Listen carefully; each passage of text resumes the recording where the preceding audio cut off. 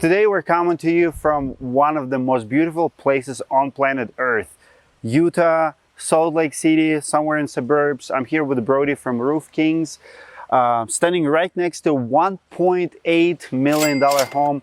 Brody's company just re-roofed it. Brody, I have a question for you. You've been in business, what, a little bit over a year and a half? Yep. How did you land this job? I landed through actually a mutual roofing friend. He hooked me up with the general contractor for this project, and we're able to come to terms and be able to make a deal to get this roof done.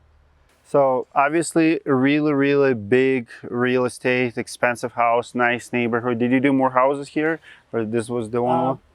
This one is the only one right here in this immediate neighborhood, but we've done other homes around pretty close. Love it.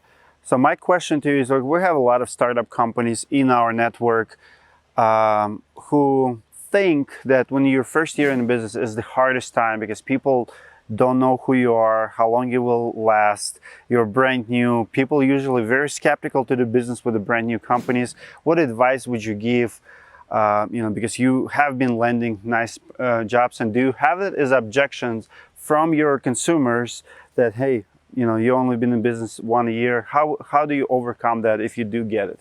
You've told me before, go all in and put all your effort into getting yourself out there and making sure that your brand is known.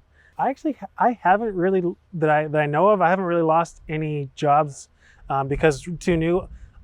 To be honest, a lot of my business has come from, like I said earlier, getting myself out there.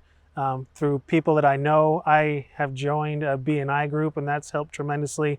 I get a lot of referrals that way, and people vouch for me and my work ethic and what my company can bring to the table. So we're able to overcome that. And also with product knowledge, if you know your product in and out, in the process in and out, and you're able to explain that to the consumer, then it's gonna go a long way to help you gain that trust of the consumer. How long did it take you to learn the product, the shingles, the specs, how to install? Because you came from different background. You only joined, you came to the roofing industry in 2017. Before that, you were logistic working for FedEx.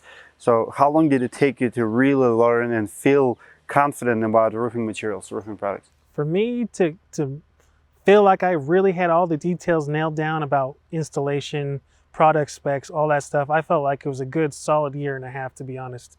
I felt like I went through the GAF contractor, or the certification guide for certified installers. I went through that booklet when I first started, and that really helped me to hit the ground running as far as learning the proper methods of installation. And from there, just being on the job with my former business partner. He'd been in the roofing industry forever, and he taught me everything I need to know about as far as specs and how to install and all that stuff as well. Did you ever feel like people gave you a little bit extra credit, or maybe almost were like cheering for you because it's your first year in business? It's kind of cute thing. They want to cheer for you, like new business owners. We'll help you out, do our jobs. Did you feel that? I did. I mean, I felt that way from my family and some close friends that I know, but the community at large, I don't think if I felt that way as much. They're just looking for the best contractor for the best price and the best product.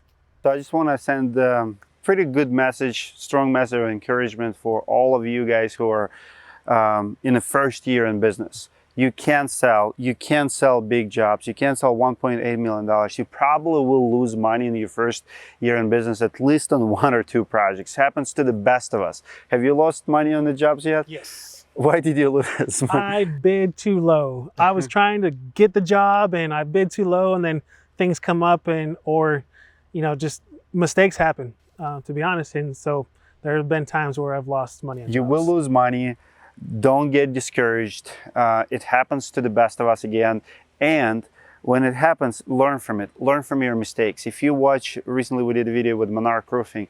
He lost a lot of money on a really big project early on. Sometimes mistakes will feel like they'll put you out of business. I mean, listen, I understand that $5,000 in the beginning might sound like really big deal. It's not a big deal. You'll make it up. don't get discouraged, keep knocking those doors. What I like what you said, BMI, so tell me about that. How many jobs have you gotten out of it? How did you join, and would you recommend it to others? Yes, I would absolutely recommend it to others. It's a worldwide network, basically. You can look up BNI, you can find a local chapter to go to. I'm sure there's many chapters in pretty much every city around the country and around the world. And so you join. So and a lot of times I get business referred to me from other trades that are in the group, like a restoration company or a handyman or other trades like that. They're really good at being able to refer out work. Like, for example, a restoration company, they get calls for wind damage, and then they call me to sub me. So just stuff like that all the time. And I would highly recommend it. I've had a ton of jobs come through this year just from BNI alone. So I highly, highly recommend it. Where else have you been getting jobs from?